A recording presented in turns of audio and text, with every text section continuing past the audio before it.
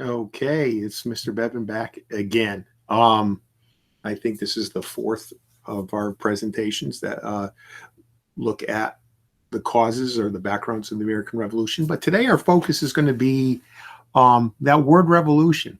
What makes a revolution? What is a revolution? There's a lot we associate with that word revolution. Not just in historical terms, but also in scientific terms. But we're not going to touch that. We're going to stick to American history.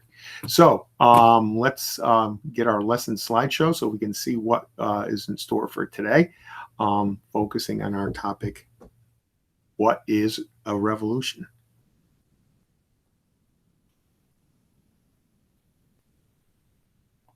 So here we go. And we'll present. Nice bright blue color. What is revolution? So our objective today is we can define and analyze the components of revolution and apply them to the American Revolution. So not only will we define this term per se, but there are certain components, things that make up a revolution. Okay. And again, there's a lot of misconceptions about what a revolution is, and hopefully today we will cover that. All right, so let's move on, and I'll take you through today's action. Our do now. So how would you define the term revolution? Maybe even looking at what we've talked about in regard to the American Revolution. We looked at actions taken by the British, and we looked at resistance by the colonies. You'd have to ask yourself, what were the colonies looking to do, okay, in their resistance? So take a couple minutes. You're going to take a couple minutes to do that. And if you can't come up with a definition, a sentence or two sentences, what word or words come to mind when you hear the word revolution? And that document is right here. So, and of course, we'll to add more to that, once you do your do now, it's a little video activity. It's an old song that came out a couple years after I was born, and that's a long time ago. It's a song with lyrics. It's a song written and performed by a group called the Beatles, who were very big in the 60s, but actually their music is still with people today. Ask your probably your grandparents at this point. So you're going to take a listen to the song, and then the lyrics, you can follow along with it. I attached the lyrics in those two documents. And what do you think, after listening to that song, what do you think the song was trying to say revolution was about? Even if you can put it in one word, respond there, or a couple words, whatever. But that's what that activity is about.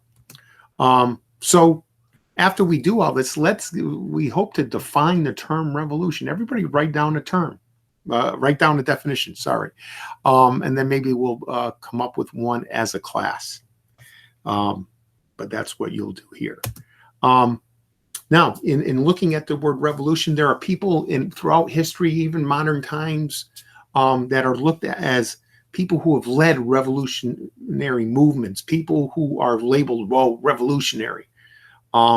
People like Dr. Martin Luther King Jr., President Barack Obama, Steve Jobs, Rosa Parks, Elon Musk, Sam Adams. You may have heard that name. You've hopefully heard of all or some, at least most of these names, and Jay-Z are thought of as being revolutionary. So what I'd like you to do with that is pick two of those people named on the list, and using the definition of what we come up with for revolution, explain why they would be known as revolutionary or revolutionaries. And there's a document there you can type this out on. So that's going to be one of your tasks today. So to have a revolution, there are three parts to it, three components. One are causes, and you could read these things on your own as well.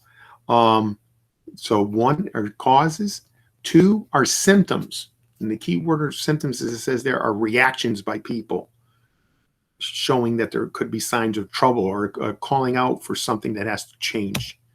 And the spark is the event that sets it all off, that sets revolution off. It could be any one of the causes, depending. Historians have a lot of ideas as to what sparked the American Revolution. There's been a lot of debate about that. And then let's look at now the American Revolution. We've been looking, this is our day 5, I believe, day 6. Let's apply those components of revolution to the American Revolution. So I've attached a graphic organizer here, and I'll open that up so you can see it. You're going to take those 3 components of revolution, causes, symptoms, and spark, and decide, and using sources, the slideshow that you used when you did your investigation on British taxation, and the text chapter, chapter 3, section 5. And what were some of the causes of the American Revolution? Let's go back and look at that, re-examine that again. Okay, causes were various actions. Symptoms were reactions. What were some of the symptoms? And the definitions there are repeated for you. And what event do you believe was the spark that set off the revolution?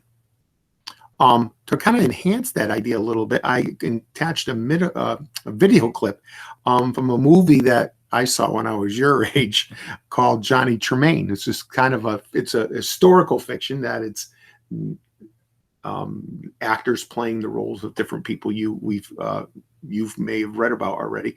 But in this is just a short clip where James Otis, the actor playing James Otis, who was a member of the Sons of Liberty, explains what this revolution, or he asked the question to everybody at this meeting, what is the revolution about?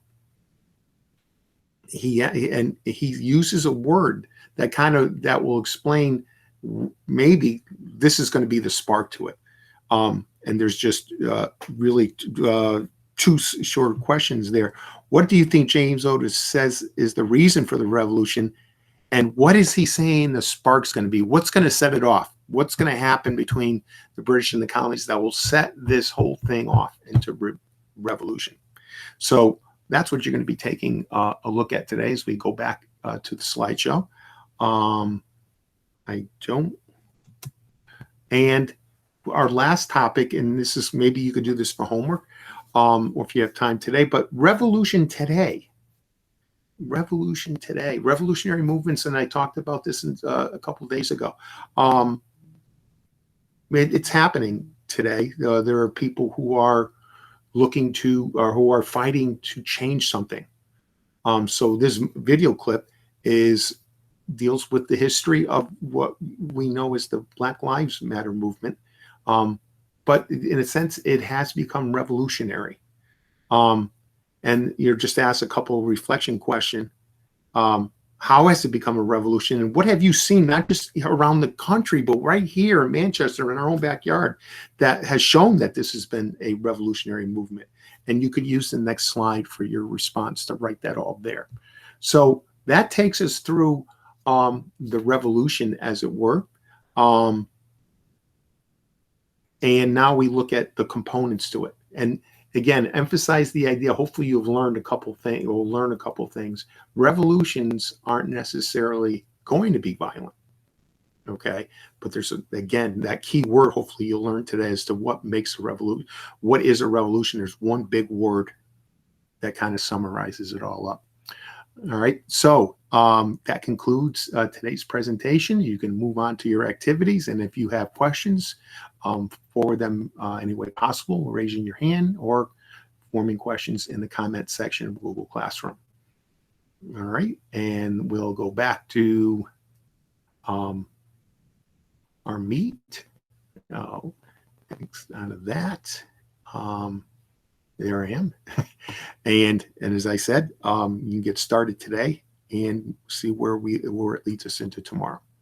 Have a good day.